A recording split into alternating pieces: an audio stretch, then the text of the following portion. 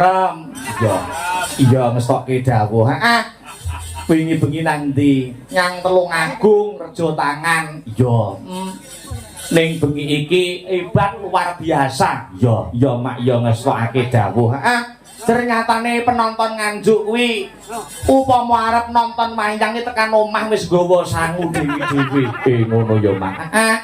Upamane arep nonton dalang sapa? Iya, kuwi wis nggawa sangu dewi-dewi saka omah upamane. Upamane arep nonton dalang A. Iya. Kuwi tekan lokasi ya ora arep-arep dalang A kuwi kudu kaya dalang B. Oh ngono. Heeh. Arep nonton dalang B, penonton Nganjuk ya ora arep-arep dalang B mau kudu iso persis kaya dalang C lan sak liya sak panunggalane. Iya.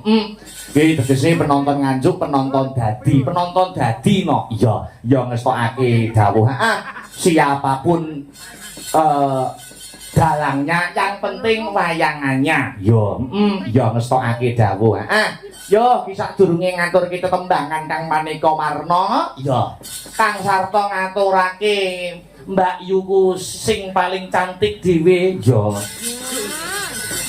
Manohara, yo.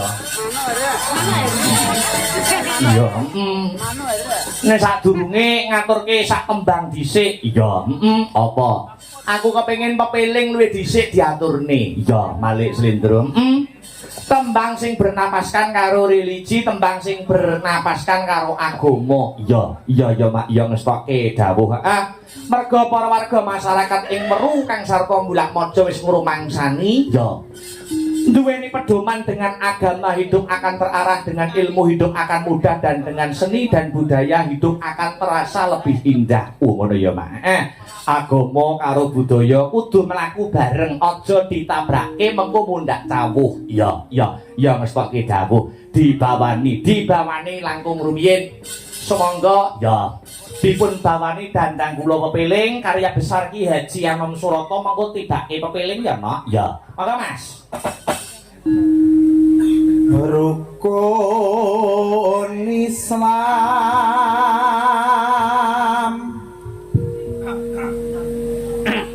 kang lima puniki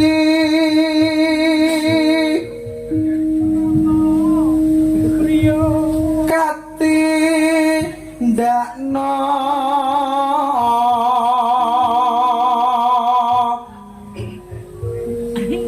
mring para sasama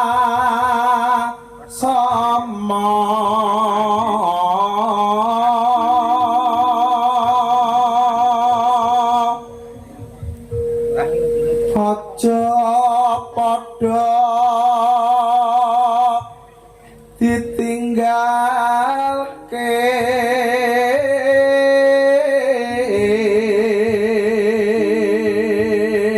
tembang menika nggih kula kintunaken dumateng Bapa Lurah, Bapa Nyata. Kang Sarta sedaya panitia mugi saged adamel karenaning penggalih lan saged dadosa jampi sayah tombo kesel. Monggo dipun lajengaken, Mas. Rukun Islam niku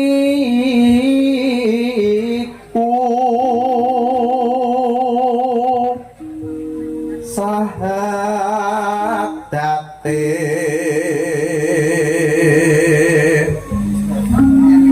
kang angka siji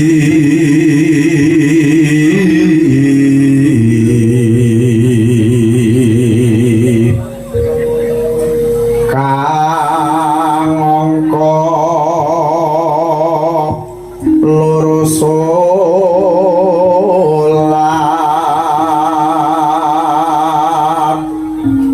dene kang telu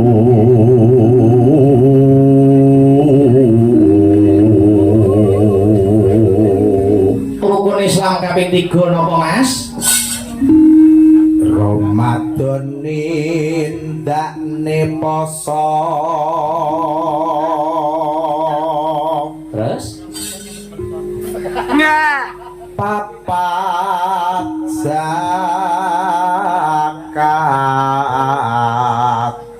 ping 5 ngibadah haji menawi sedaya rukun Islam sampun dipun tindakaken tegesipun rukun Islame dos pundi Mas? rukun Islam sampurna